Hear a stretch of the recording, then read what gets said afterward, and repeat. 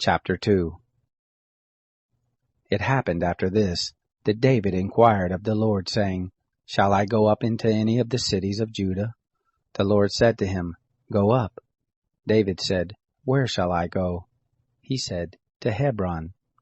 So David went there, and his 2 wives also, Ahinoam the Jezreelitess, and Abigail the wife of Nabal the Carmelite. His men who were with him David brought also, every man with his household, and they lived in the cities of Hebron. The men of Judah came, and there they anointed David king over the house of Judah. They told David, saying, The men of Jabesh Gilead were those who buried Saul. David sent messengers to the men of Jabesh Gilead, and said to them, Blessed are you of the Lord, that you have shown this kindness to your Lord, even to Saul, and have buried him. Now the Lord show loving kindness and truth to you, and I also will return this kindness to you, because you have done this thing. Now therefore let your hands be strong, and be valiant, for Saul your Lord is dead, and also the house of Judah have anointed me king over them.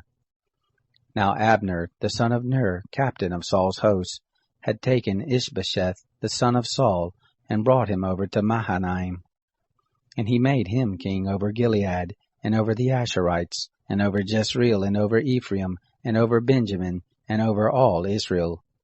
Ishbosheth, Saul's son, was 40 years old when he began to reign over Israel, and he reigned 2 years. But the house of Judah followed David. The time that David was king in Hebron over the house of Judah was 7 years and 6 months. Abner, the son of Ner, and the servants of Ishbosheth, the son of Saul, went out from Mahanaim to Gibeon.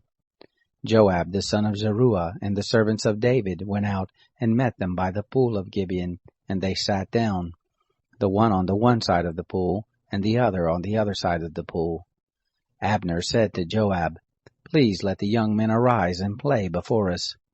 Joab said, Let them arise. Then they arose and went over by number, 12 for Benjamin, and for Ishbosheth the son of Saul, and 12 for the servants of David.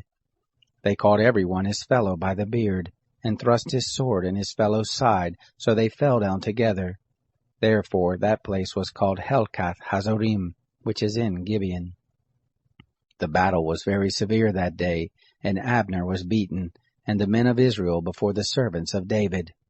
The 3 sons of Zeruiah were there, Joab, and Abishai, and Asahel. Asahel was light of foot as a wild gazelle.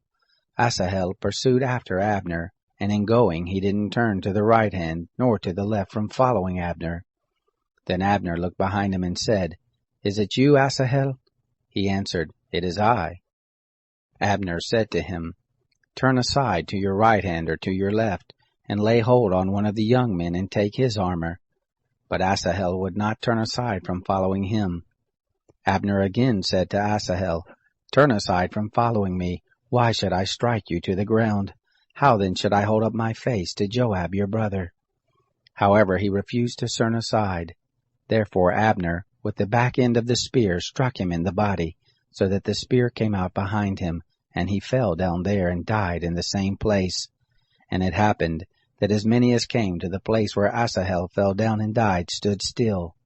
But Joab and Abishai pursued after Abner, and the sun went down when they were come to the hill of Ammah, that lies before Giah by the way of the wilderness of Gibeon. The children of Benjamin gathered themselves together after Abner, and became one band, and stood on the top of a hill. Then Abner called to Joab and said, Shall the sword devour forever? Don't you know that it will be bitterness in the latter end? How long shall it be then before you bid your people return from following their brothers? Joab said, As God lives, if you had not spoken, surely then in the morning the people had gone away, nor followed every one his brother. So Joab blew the trumpet, and all the people stood still, and pursued after Israel no more, neither fought they any more. Abner and his men went all that night through the Arabah, and they passed over the Jordan, and went through all Bithron, and came to Mahanaim. Joab returned from following Abner, and when he had gathered all the people together, there lacked of David's servants 19 men, and Asahel. But the servants of David had struck of Benjamin and of Abner's men, so that 360 men died. They took up Asahel, and buried him in the tomb of his father, which was in Bethlehem. Joab and his men went all night, and the day broke on them at Hebron.